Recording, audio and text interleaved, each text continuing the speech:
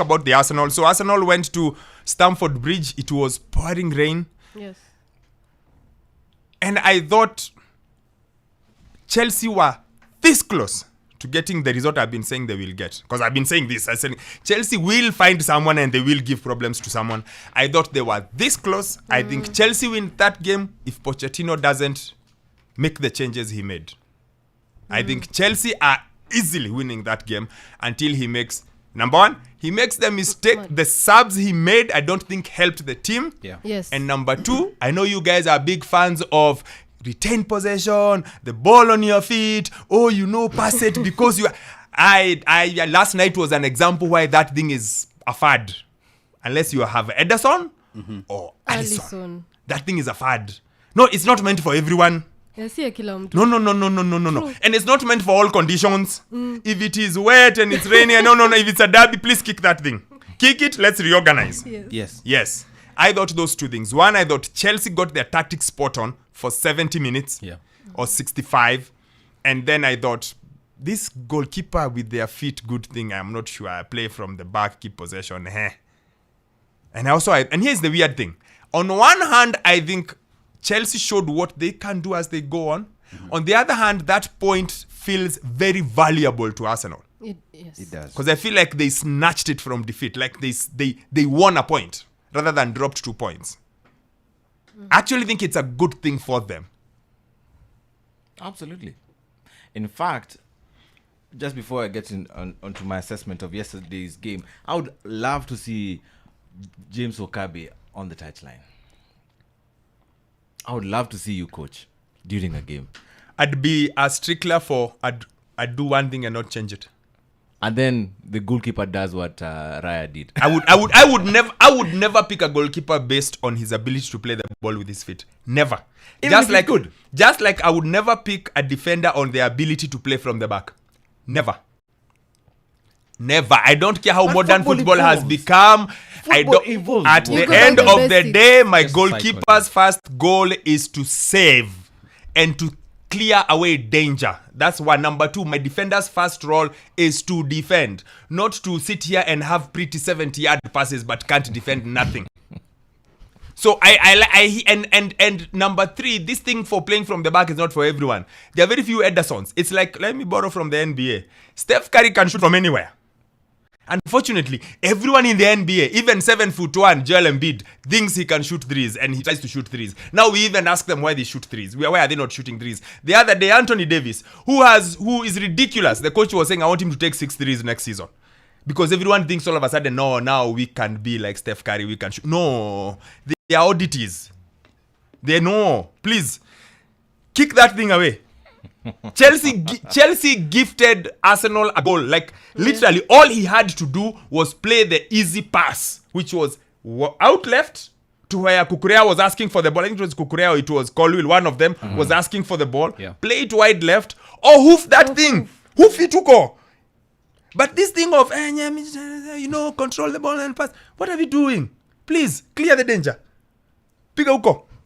All right. Uko. First and foremost, I think it was a point gained. Let's be honest. We were not good from the get-go, and Arsenal there's not the fluidity that we've seen Arsenal play in the past few weeks wasn't there. So kudos to Arsenal. Kudos to Mikel Arteta for the subs again. Once again, the subs come on and they make the difference. Now, this is what we were crying for last season. We just didn't have the depth, and the depth has been showing in the past 2 games against City, against now Chelsea, where Mikel Arteta makes subs and they seem to improve the team rather than reduce the quality of play as compared to last season, because that was our Achilles heel. You take off Saka or Martinelli and the quality just drops. So kudos to our team for fighting. Now the issue is, I do not understand why in some games we play so well and in some games we just switch off. Yesterday, I don't think you switched off.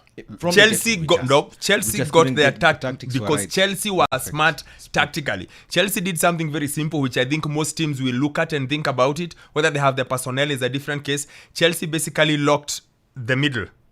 Caicedo, Gallagher, and Enzo. They worked so damn hard, there was no space. And then when you add Sterling and who was on the other side, Modric. Yes, everyone was there was no space. And the easiest way to figure out yesterday's game is how often you had the name Odegaard in the commentator's voice. Because I remember listening. When is he going to next say Odegaard? They closed everything here. They forced Arsenal to go to Martinelli all the time or go to Saka. Yeah. And then see what you can do. And Arsenal don't have a box presence. They don't have a Drogba. They don't have a guy who just gets in there and gets you the goals, a Haaland. Yeah. So Arsenal have to play through you. And for 70 minutes, Arsenal created nothing. They had zero. Of course, to an extent, I think Chelsea also had one of those days when everything that can go right went right. Yes. For 70 minutes, and then they messed it up.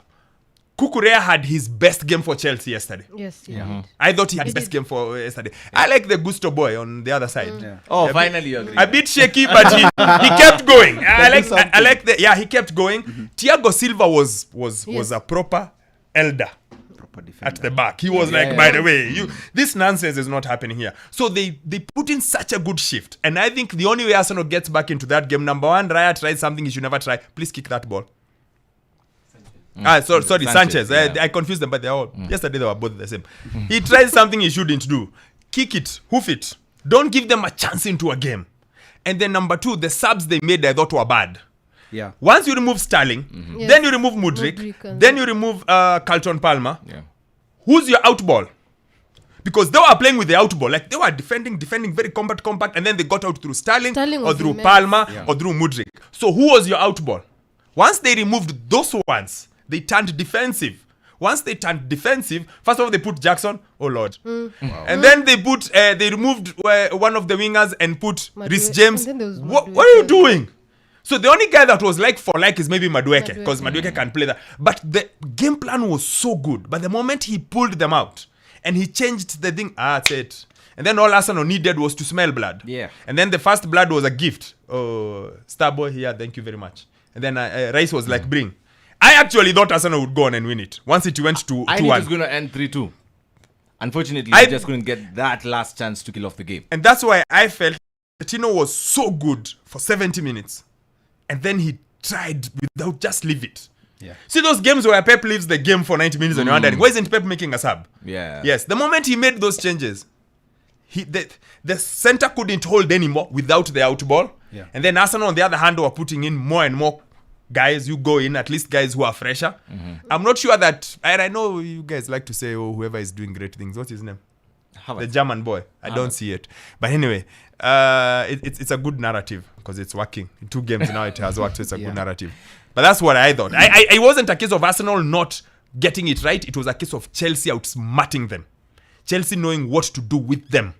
How to block it up. And of course, Kukurea had a very good game versus Saka. Saka frustrated the whole game.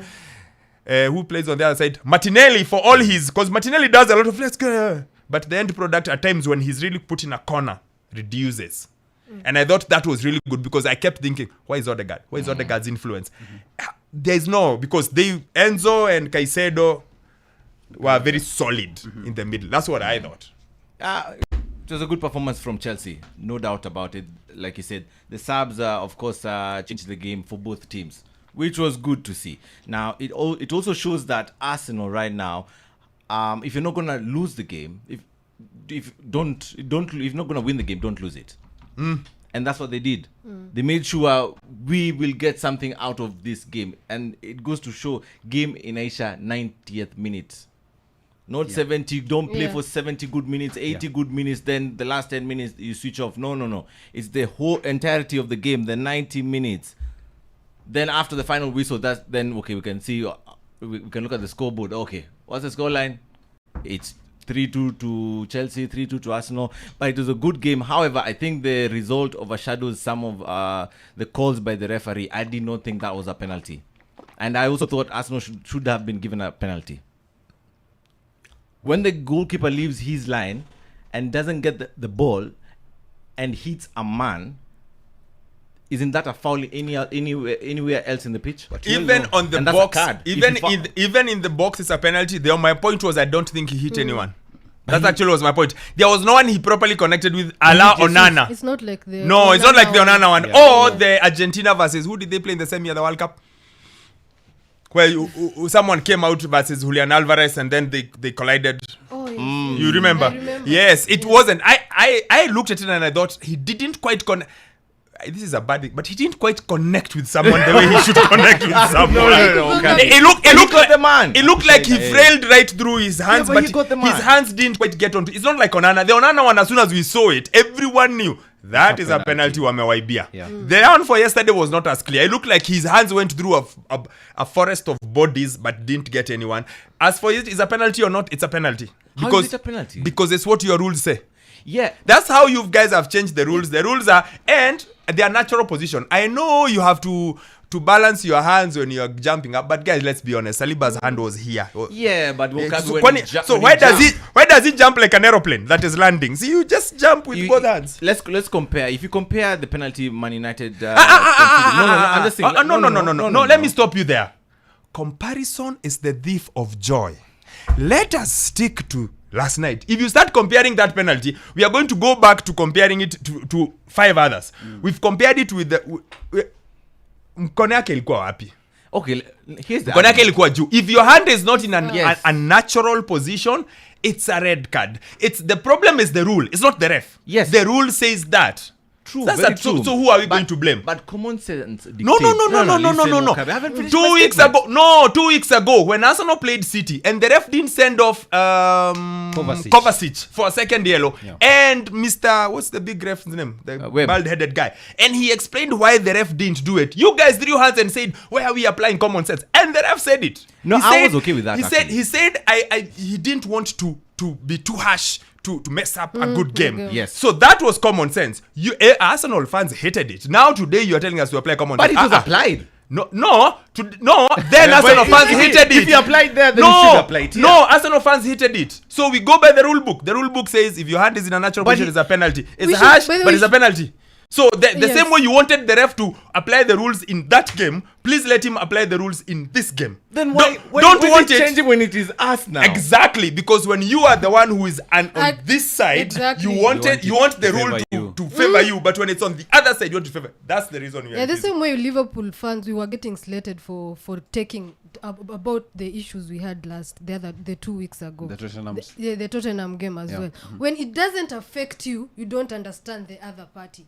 But when now it happens to you, ndio mnaanza. Yeah, but it was- but if it's that was the generally referees precedence in the that was Premier set. League have just been poor. But if that was the precedence that was set, then Yes. it should have continued. If you're going to apply common sense, then let the common sense prevail. If, for example, Konate didn't get a red card, then Akanji shouldn't have gotten a second yellow.